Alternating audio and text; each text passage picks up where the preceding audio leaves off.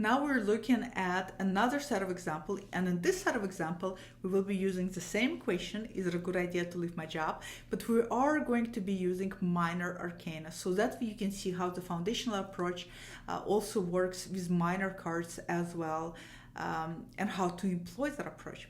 Again, we're starting off with the traditional tarot cards. In this case, we're going to be drawing Seven of Cups. Looking at the Seven of Cups here, right? So the symbolic meaning of this card in traditional tarot is choices. It is also tends to be illusions. It tends to be deceptions. So in this case, using traditional approach, one can say, is it a good idea to leave my job? It can be, well, you have deceptive choices in front of you. Choose carefully. Not exactly taking us to the depths we want. At least it doesn't really do enough for me. Now, using the foundational approach, looking at this card, what do you see? What is the objective function of this card? For looking at this card, we see a person in front of 7 cups. Each cup has completely different thing in it. Some has snakes, some has jewels. There's different elements in each of the card. One can say that the objective context of an image as this person looking at all of these cups is variability. Not necessarily choices, but variability, variable options. There's selection there, there's variety here. Some variety is not so good, and some variety is even better. Using the orientational approach, we can root ourselves in objectivity of this image, which is variability that doesn't always necessarily can be a good thing for you. And to answer our question, is it a good idea to leave our job?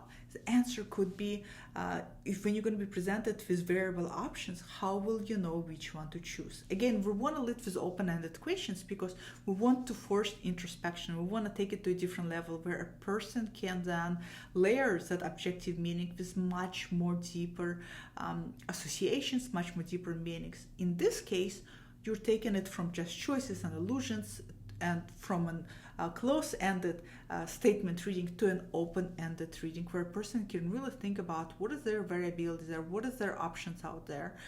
You can even say that there's going to be some variability for you there. Some are going to be good, some are going to be bad. How will you know how to make a choice? And now you're helping the person to take it a step further and to ask themselves, if I were to present, how would I deduce which job proposition is good for me and which job proposition is not good for me? Let's look at another card. This is for using Mary L. Tarot. And again, we're using Seven of Cups. In this case, what do we see?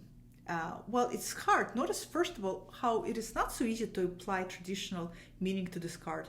Choices, deceptions, illusions. It doesn't seem to fit. This is what I mean when traditional meanings don't really fit. It's really just hard to squeeze into it because Mary L has a straight further way in terms of her own personal myth in representation of this card. So what do we see objectively when we look at the cards? Well, we see a wolf. We see a wolf in the middle of the night. We know that it's night by the moon in the background. What do we know about wolves? Again, wolves are also predatory animals. Wolves tend to also be group animals. They tend to be habituating in groups with other wolves.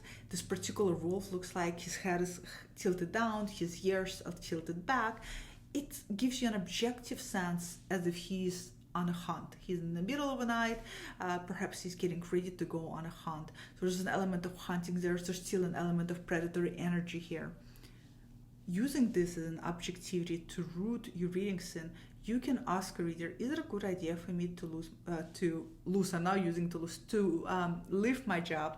The answer that you can give with an open-ended question again is, are you ready to hunt? Are you ready to go on a hunt? Are you ready to get in touch with your predatory instinct in order to get the next job that you want? Are you ready to do what it takes to go and to, the word that I'm looking for is cutthroat comes to mind. Sometimes when we hunt for a job, we have to be cutthroat, meaning we have to really push ourselves, we have to be active and assertive and to go after what we want. So in this case, you can see using this approach, we're using that as objective interpretation or translation of this image. Are you ready to, do you have everything you need to go for the hunt? How are you going to hunt for your next job? Now the person is thinking, what does the hunting means to them? What do they need to prepare for the hunt? Maybe the person has not even thought that there's going to be competition out there. I'm going to be in competitive environment. Maybe I'm not ready for that. I do want to leave my job, but I'm just not ready for that. So this question now is taking them to completely different level versus then just presenting them that you're going to have choices in front of you.